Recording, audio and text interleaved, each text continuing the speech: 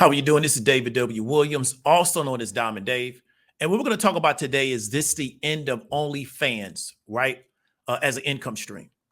And the reason why we're going to talk about this is because what I want to try to help you do is understand where we could potentially be having a shift in the marketplace and to put yourself in the best position to take advantage of that shift in the marketplace. Because if you can kind of understand how to enter in on the onset, what you can do is you can get a lot of leverage. You can get a lot of first mover advantage while everybody else is kind of trying to figure out what this particular direction is going.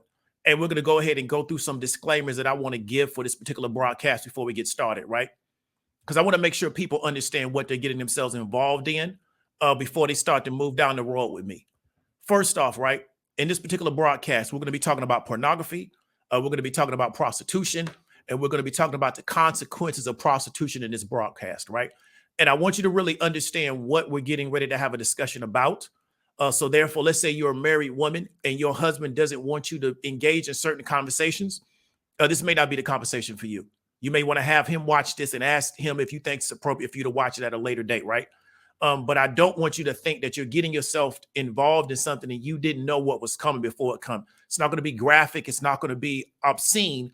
But we're going to have a discussion about this particular environment, because one thing about me is I try to deal with the reality, not with the hype and what a lot of people try to put on top of it, because they don't really know what they're talking about. They're just doing it for internet clicks, right? So I want to make sure that you understand what's going on. So we're going to be talking about the market and how it would change. However, this is not going to be what we call a free game session. A lot of people on this YouTube that have never really been around any real game use the term free game because they don't know what game even sounds like. That's not what this is going to be. So what I don't want people to do is pop in and say, well, what are the solutions? What are the solutions? What are the solutions? And I'm going to kind of give you an understanding of what I mean by that, right? I don't give free game to prostitutes. Okay. And the reason why I don't give free game to prostitutes is because I don't give free game to prostitutes, right? So they can financially benefit and then give the money to a trick. And there's a lot of that going on today. So I don't do that. I wasn't raised to do that. That's really not what we do. That may be what you do. And I would encourage you to keep doing that if that's what works for you, right? So what I want you to understand is one of the reasons why I don't do it is because I want to say maybe 3-4 months ago, I saw a woman on Instagram yelling that she sold her vagina to buy a home she lived in with her boyfriend and he cheated. Because what we have in this world now is we have independent operators that are prostitutes, right? And they're tricks, but they're operating as prostitutes and they're making money in prostitution, and they're taking that money and they're giving that money to a trick. Then they get mad when the trick acts like a trick, but they only find it acceptable to be in a relationship with a trick, right? Because they're just independent prostitutes. So you got to understand, it don't make sense for me to give free game to them, that they take my game and they monetize my game and they go give that money to a trick. That don't work. So I want you to kind of understand the rules and regulations that I'm operating under so you don't take it the wrong way. But if that's what you do, I want to encourage you to go do that because that's what works for you. The reason why we're in a lot of scenarios that we're in is because everybody want to just do what they want to do without no rules and regulations, right? So that's why we have the world that we have today. But I'm not going to contribute to that by bringing in more confusion. So I just want to make sure everybody understands what's going on, right? Violating the rules of the game has consequences. That's any game that you're involved in, right? The moment you think I just can do what I want to do, that's when the consequences are going to come hit you. So I really want to just really understand and lay down the groundwork first before we go ahead and get into it. Now, really quickly, right? This show is being sponsored by the highest paid.online. It's an online trading academy that we created to help people, right? Try to figure out how they can put themselves in a position to make more money, try to figure out how they can put themselves in a position to not take as much time away from their family, to try to figure out how they can put themselves in a position to not have a cap on their income. One of the things that they talked about with Chairman Powell all this week, and I watched it, we're going to go over that this Saturday, is how unemployment most likely will go up, right? Most likely unemployment will go up because of the rate in interest rate and how that's going to impact people, most importantly, people of color. It's not something that's really talked about, but it's something that we will get into. So we try to figure out how to solve that particular problem, right? By teaching people how to leverage the options market. We're currently having a sale on the core options course. That course is normally going to be around $1,400. We're giving you a 30% off. That's the largest amount of sale we've been given since we've had it. It'll put you in a position to get in, even though money might be a little tight. You might be a little apprehensive, and you can go ahead and try to get something going for yourself. But you got to be willing to apply yourself. You got to be willing to stop having 6th grade conversations. and you got to be willing to really be consistent in your behavior, and you got to operate under some rules, right? Any successful trader has rules that they operate under, and normally when they get outside of those rules, they lose. So it's the same game no matter what lane we in. Okay, let's get back to the content, right? So what we're going to talk about really quickly is OnlyFans. We're going to talk about how we think that particular income stream may be changing, right? And so let's go ahead and get into it. Let me get this out of here and let me go ahead and make this screen a little bit bigger. So is this the end of OnlyFans as an income stream? And this is something a lot of people have been taking advantage of over the past few years, right? And what we're going to do is we're going to go into something historical so people can kind of understand how we got to where we're at. And then we're going to go into the future, right? So let me show you what I'm talking about. So this video is going to be for one person that wants to get ahead of the massive change that's going to transform indie porn. And what I mean by indie porn is that porn that's put out a lot of times by one person, right? Pornography used to be put out by a group of people. Now you can just be your own pornographer by yourself. And the internet has allowed people to do that. So this video is not going to be for everybody. It's going to be for the one person that's going to take this and say, you know what? I can change what I'm doing by understanding the change that's getting ready to come and moving in front of that change. So it's like when you surf, you want to be in front of the wave. Once the wave catches up to you, it's going to knock you off the surfboard, right? So let's talk about OnlyFans. OnlyFans got 170 million users. OnlyFans is on top of the 50 visited websites worldwide. You got 17 million backlinks, which means it has a massive SEO push because everybody that's linking to OnlyFans all over the internet is showing Google that is a valid website. And it's all organic. It's not anything that's being manipulated. OnlyFans pays out $5 billion yearly to content creators. They take around a 20% commission off the top, which is relatively low. And then OnlyFans grew 500% during the pandemic. And we got those sources from Fame Rush, SEM Rush, Quantum Marketer, and Launch Kit. So you can go look that up and know that we just didn't pull these particular numbers out of a hat, right? So OnlyFans has been a blessing, right, to online content creators, indie content creators. One of the reasons, no companies, you don't have to deal with a company, no contracts, you're not locked into a contract. Content created, sorry for the typo, using inexpensive devices. You can use your iPhone. You can get a camera for $1,000. You don't need expensive film cameras to film pornography now. You can use the internet as a distribution network. You got a low barrier to entry. So it's a blessing to indie contractors because you don't have to feel like I need to get $20,000 in startup capital to be a pornographer now. I could just be a pornographer with my iPhone.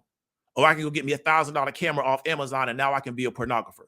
And that was a blessing to a lot of people to have that ability because of digital video, digital media, being able to be produced at a relatively inexpensive rate. It allowed a lot of people to get into the game, right?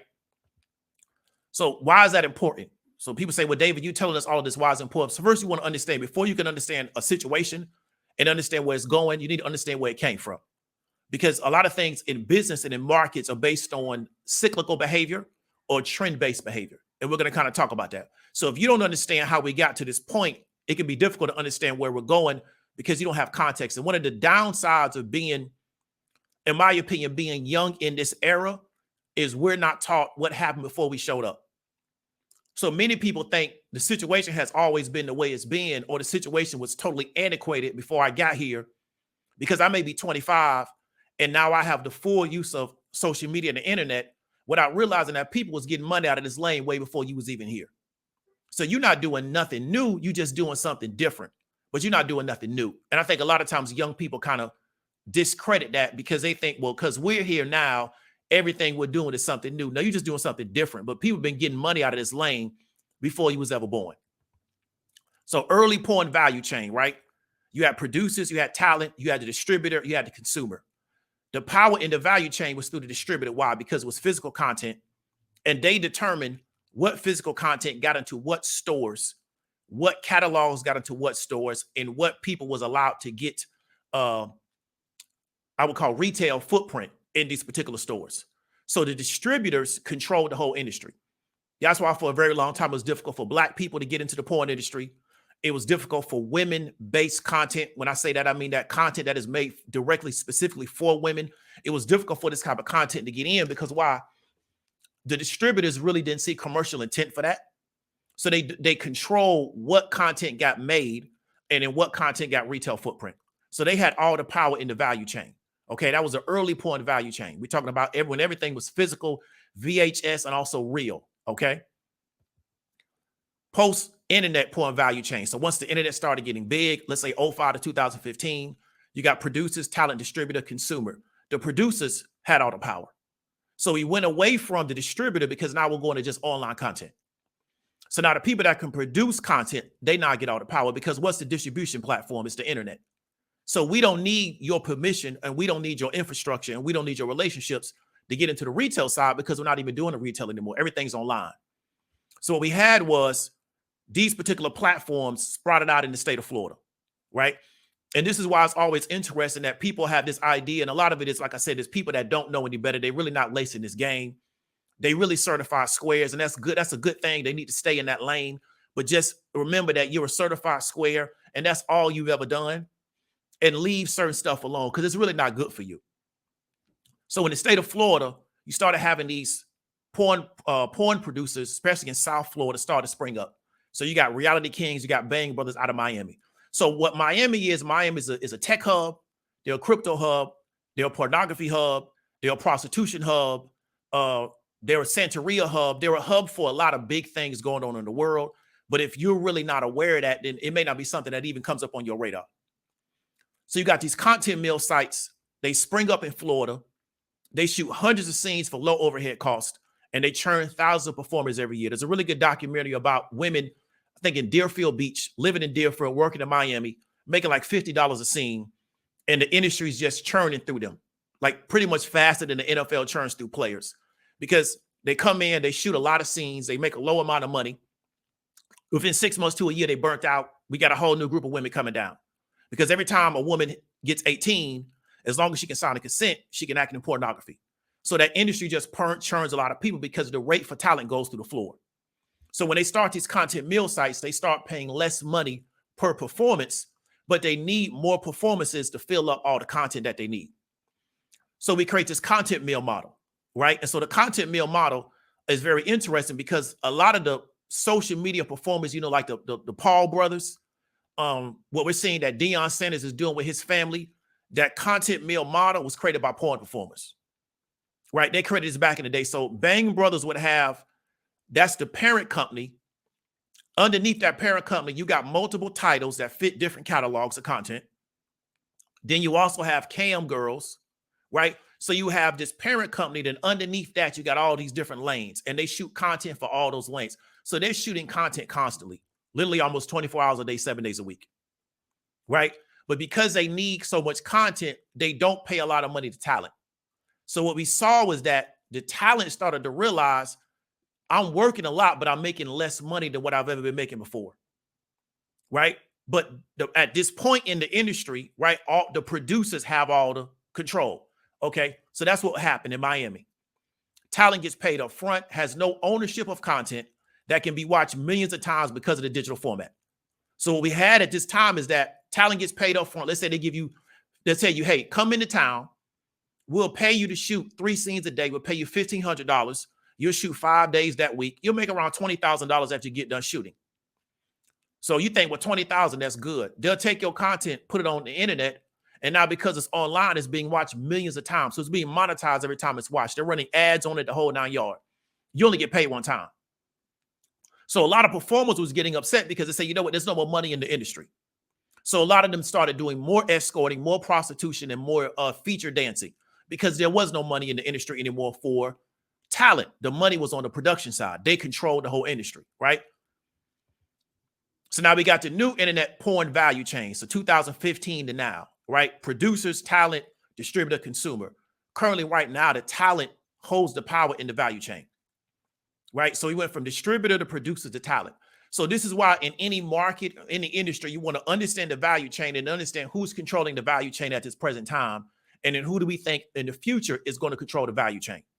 Because once you understand where the power in the value chain is going to go, that's really where you want your investment to go, right? You really want your investment to go into what you think is going to control the value chain in the future, right? So it's called competing for the future, right? Which is a concept many of us are not familiar with, and we don't have conversations about these things. So we always end up playing catch up ball to what everybody else is doing, or we end up serving that part of the value chain, but never really having power in that part of the value chain, okay? Talent able to leverage social media to drive traffic to a social website that they control. right? So initially started off with talent. So y'all might know a chick named Pinky. Pinky started doing working with the websites. Then she built her own platform. Cherokee started working with the websites. Then she built her own platform. So that was the initial stage of this particular transition, right? When you get your own social website, then you control, right? So stage one, custom website, your own self-branded website. The pros, you got control, you got ownership of your content. So when you're shooting with the production companies, they own all the content. They pay you one time, they own the content into infinity. It's a word that starts with a P. I don't know what that word is, but they own your content into infinity. You don't get royalties off your content.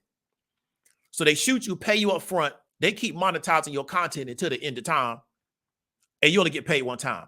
Now that you got your own platform, you own your own content and you got control over what you shoot, who you shoot with, yada, yada, yada. The cons of that is you got to understand SEO. You got to understand media buys because you got to run ads for your content. You got to understand the tech because you got to be able to put your platform up, and you got to understand payment processing. And one of the challenges about being a pornographer is many payment processors don't want to work with pornographers because they don't want to get caught up in that.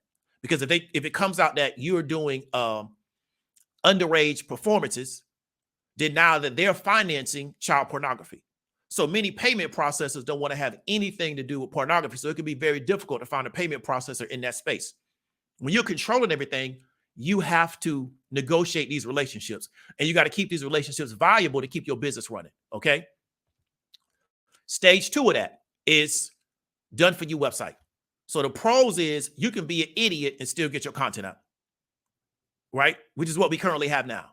We have a lot of talent, right, that are idiots, but they're able to make money on the internet. Low barrier to entry that allow thousands in, right? So you can look at Pinky. You can look at, because really, if you look at Cardi B, Pinky was trying to do what Cardi B is currently doing now. It's just when she came out, they wouldn't accept it, right? Because sometimes you could be ahead of your time with what you're doing. Pinky tried to do what Cardi B is currently doing, but they wouldn't accept it when she did it, right? So Pinky's not an idiot.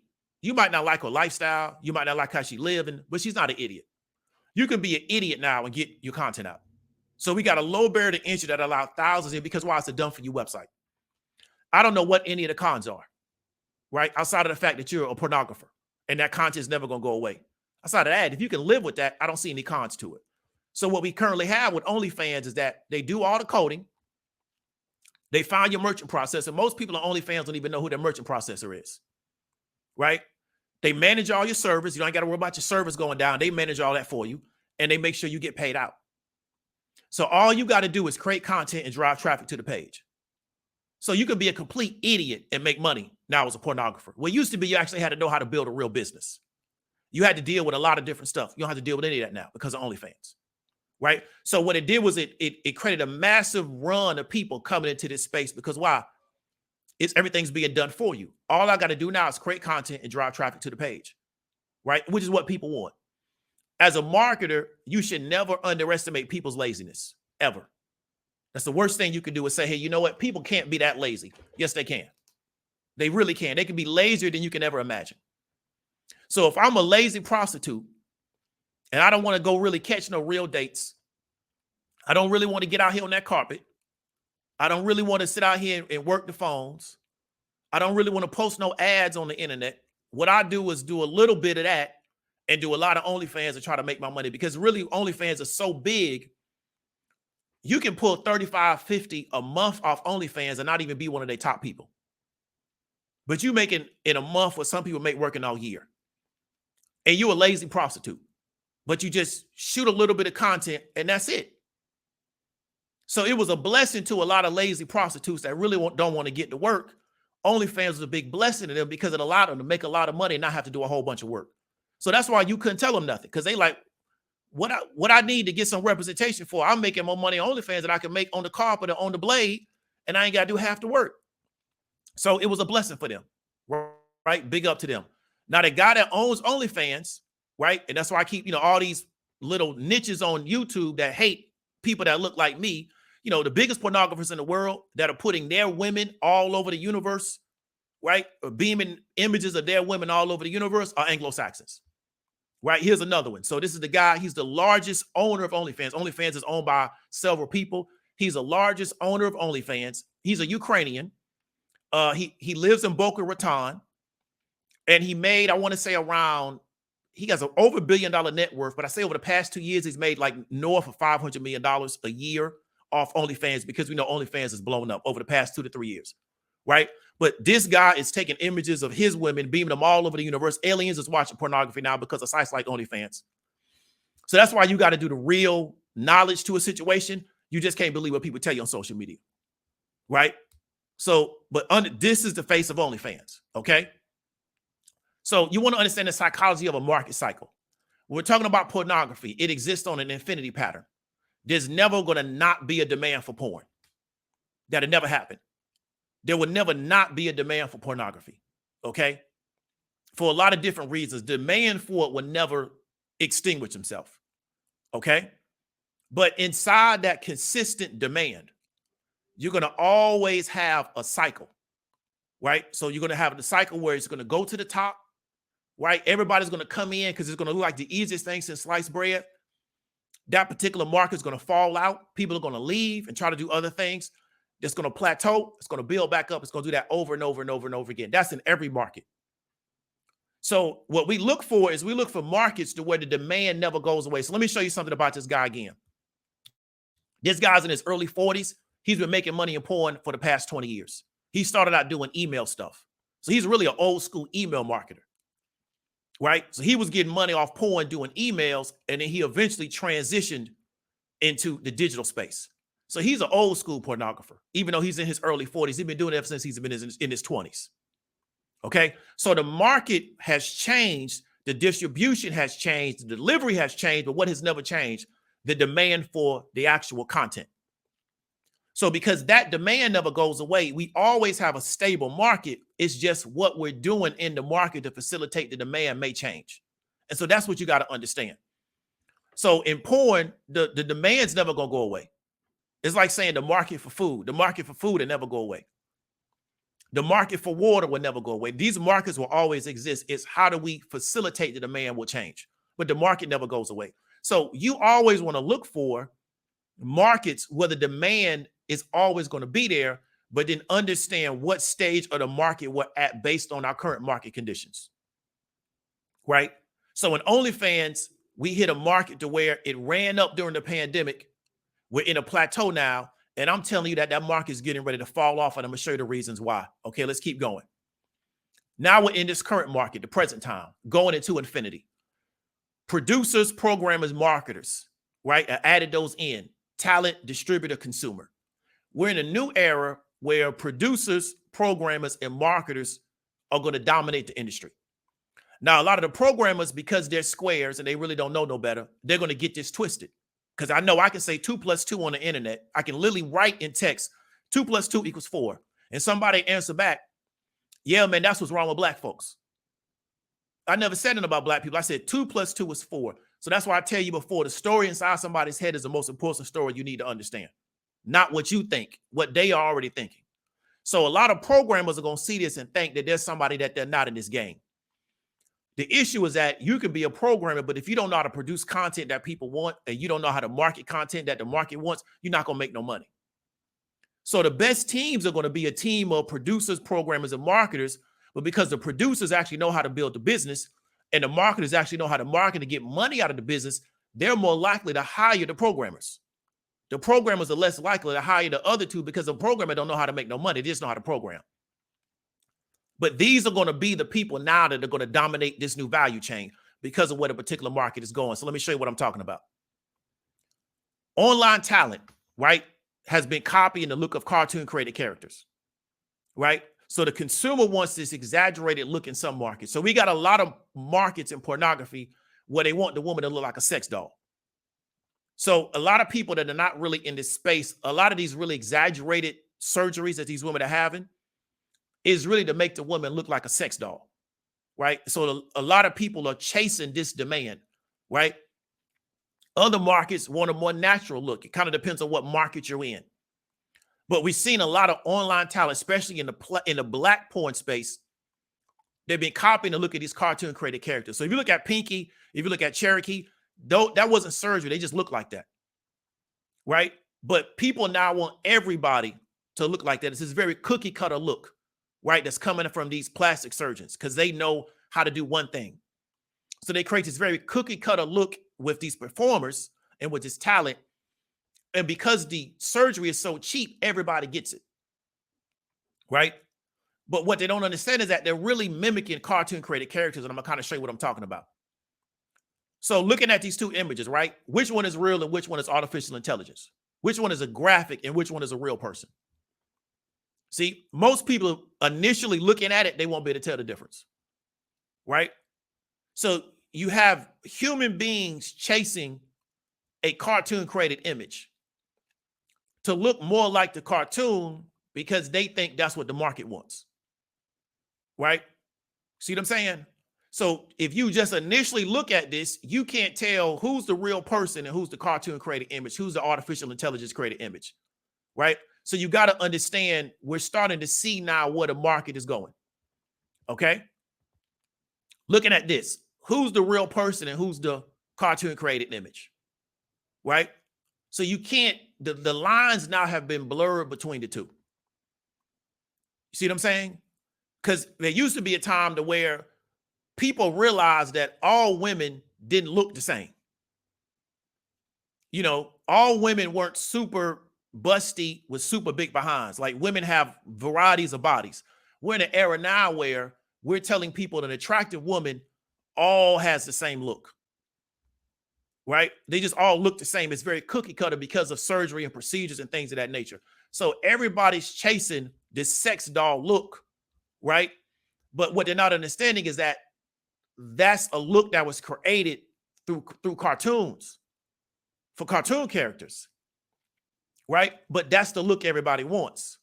So we have human beings chasing a false look without realizing where we're really taking this industry. So let's keep going, right? Which one is real and which one is artificial intelligence, right? Which image is a real person? Which image is artificial intelligence? So it's getting harder and harder to determine which is a real person and which one is AI, right? Which one is a cartoon created character and which one is an actual real person, okay? Because we set this idea that attractive women all look a certain way, where when I was coming up, women looked all different ways. You know, women just, it was a variety of different ways in which women look. That's not the case anymore, especially in quote unquote the black celebrity space. Everybody looks a certain way, right? Especially in the D-list, C-list black celebrity space, they all look the same way.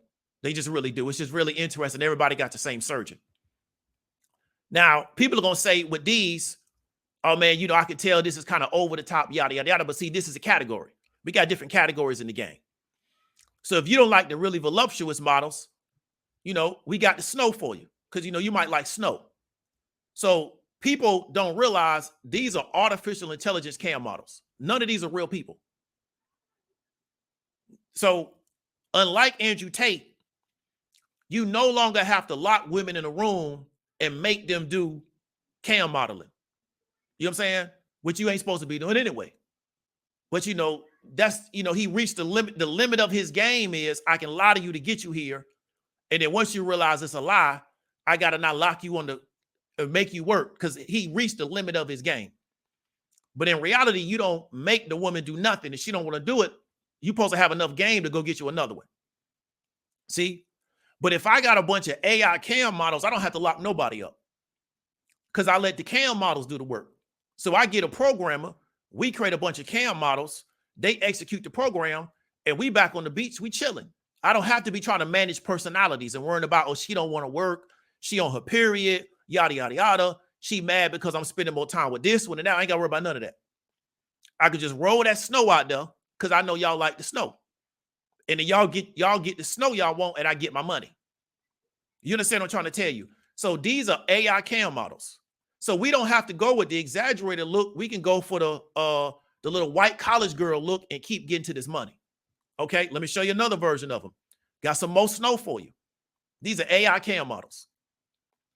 So when they roll this out and you were a performer and you've been making money being a cam girl, because it's easier than being a prostitute and getting out there on that blade and walking that track, you might start to see your money start to dry up, right? Because you can't work 24 hours a day. The AI cam model can, right? You're gonna get sick. The AI cam model not. And I can put out an AI cam model that look equivalent to you or even better, right? And the technology to perform this is gonna get better and better and better and better over time. Okay. Now let's say you don't like the snow, you like them chops. Got them chops for you too, dog. We got everything you're looking for. Got them chops. See, we got everything you're looking for.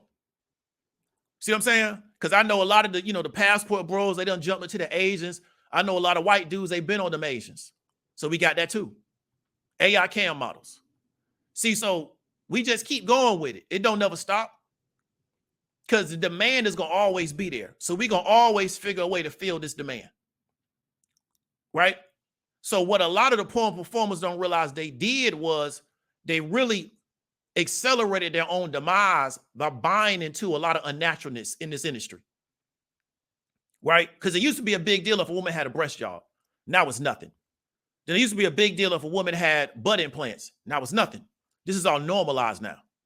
The problem is you're chasing a look that you can't keep up.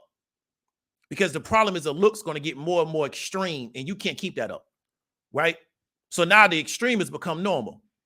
So reality is chasing fantasy. Fantasy and money will always win. Right? So reality is chasing fantasy. Fantasy and money will always win.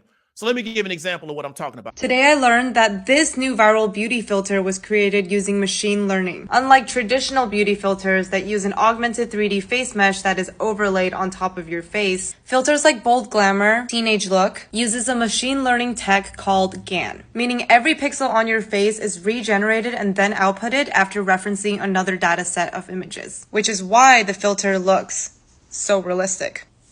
That is all. This is Zangsta, over and out.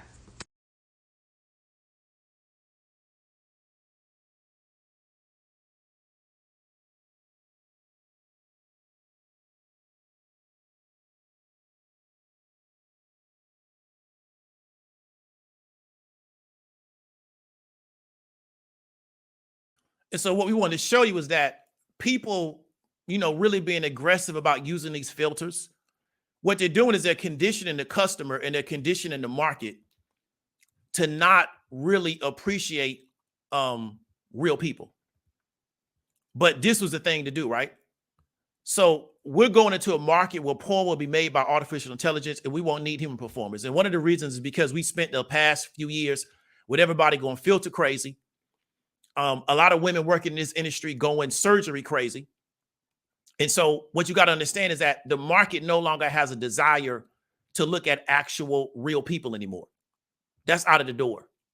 And then what we can do now with AI is not have to worry about a lot of the limitations of real people. So a lot of people say, well, man, Dave, this sounds crazy. This is just really not something I believe is a reality. On Instagram, this particular person, I don't know her name. This is an artificial created character. They got 2.8 million followers. Everything about this particular character is AI. This is not a real person. This is an AI profile with 2.8 million followers. Most of the women on OnlyFans don't have 2.8 million followers. Everybody that watches this particular character knows this character is not real. And they're still following it like it's real. So we're already at a stage where people are willing to accept artificial intelligence as a celebrity. And they're all willing to say, I'm going to give you my attention. I will even pay you money. Right? So you got to realize that this is the world we're currently living in now. Right? So let's keep going. So in my opinion, we'll be at this reality in less than 5 years because of the way technology accelerates. We'll probably be there in less than 5 years. And so if you're in this particular industry, I would really encourage you to try to figure out what your next play is going to be, because you kind of see where the industry is going. And the kind of free for all where everybody was just able to take so much money out of the game and not have to really do a lot of work, it may be over for a lot of people. You're still going to have your top people, but just being a nobody and being able to get 35, 40, 50,000 a month out of the game, it may be over with, right? It just may be over with. So the porn model of creating multiple sites under one parent site was a massive HR play, right? So we talked about Alex Tate. You got to manage all those women. Your reality kings are your Bang brothers. You got all those different sites. You got to film for all those sites. You got to have videographers. You got to have camera people. You got to have editors. You got to have casting. You got to have makeup. We're not even going into the talent. You have to run that much support staff just to run the business, right? You got to have relationships with, internet providers. You got to have relationship with people that got merchant accounts. Yada. Then you got to worry about somebody giving you a fake ID and you filming somebody and finding out that they're really a child. So you got a massive HR play on your hands. With AI generated characters, you're not going to have any of those issues. Why? Because they're not real people. And I can show you pictures online that have been posted on websites and people have asked, who is this girl? And it wasn't a real person, right? It wasn't a real person. It's AI. But they're like pinup dolls. And people are like, well, who is this girl? What's her social media handles? Not even a real person, just AI. So they're already fooling people, right? And when the human looks like a cartoon character, then nobody discerns, well, this person looks too, filterish, because we've been looking at filters and we've been looking at retouch photos on women for the past 10 years. And women have liberally used these filters over the past few years to try to make themselves look better. So everybody's used to looking at a woman with a filter on her face, right? Because we think that's how they're supposed to look. Let's keep going. So let me give an example of what I'm talking about, and we're going to go ahead and close out. This is a peek into the future. AI-created content that will simulate human-created content. The trick was to get humans to simulate AI-created content. Once they participated, they walked into the trap. You may think this does not look real. Your filters and photo retouching is also not real, and it's closer to us than it is to how you really look. We are not selling real, we are selling a fantasy. Remember, product outweighs people. We were always selling a product. The product was a woman's body as an object of lust. We no longer need human women to fill that product need. Thanks for your help to get us to this point of development. Without you, we could have never accomplished so much in such a short amount of time. Hashtag laws of game, hashtag game-laced, hashtag get you some real instructions. Okay, so what I want you to understand is that Today, I did that particular character using 2 websites, right? I did that using 2 websites, and it took me all of 10 minutes. I already had the image. There's websites on Discord that can make the images for you, right? I already had the image together. I was able to use something very similar to ChatGPT and to create the actual video or actual audio. I uploaded that to a site, and it does that. Now it doesn't look now as good as it's going to look in a year. And in a year, it's not going to look as good as it's going to look in 2 years, right? So you got to really kind of understand that we're going to be in a world to where, because of virtual reality, because of platforms like ChatGPT, because of things like the metaverse, I'm going to be able to program in my own experience and put on some type of virtual device and be immersed in my own experience. And I don't need somebody making content for me. I'm going to make my own content. And because of all these years of, you got to realize when you're using these filters, they are essentially capturing, right, a virtual, I forget what you call it, of you. And they're going to use that later on in something else. When you're talking in the Chat GPT, they're getting your voice, they're getting your speech patterns, they're getting your tone, they're getting your inflection, and they're going to use that somewhere else. So all they're really doing is doing a lot of data collection. They've been doing data collection for years, and people have been purposely, not purposely, people have been participating in this, right? So then now they're going to be able to output this somewhere else. You understand what I'm trying to tell you? So that's what I want people to understand. So this is where the game is going. So to me, in reality, the free for all in this space is pretty much over, because the actual power in the value chain is going to go to the programmers, it's going to go to the producers, it's going to go to the marketers, and it's going to go away from the talent. And we have a lot of porn producers that made millions during the pandemic, and they will tell you their money has fallen off the cliff since the pandemic, because why? Everybody was at home and everybody was flush full of cash. So they're not pulling back those same numbers that they were pulling back before, but they still trying to give it up like they are. But it's a different industry right now. So that's pretty much all we want to talk about. Not going to really be here that long. But what I want to really encourage you to do is not only understand where the industry is going, but understand where the power is going to be at in a particular value chain. And then try to kind of ask yourself, how can I put myself in a position to benefit from where I think the game is going, and not just be a person that just argues about it on the internet, right? Because I don't really think that's going to benefit you long term, even though that may be the easiest thing for you to do.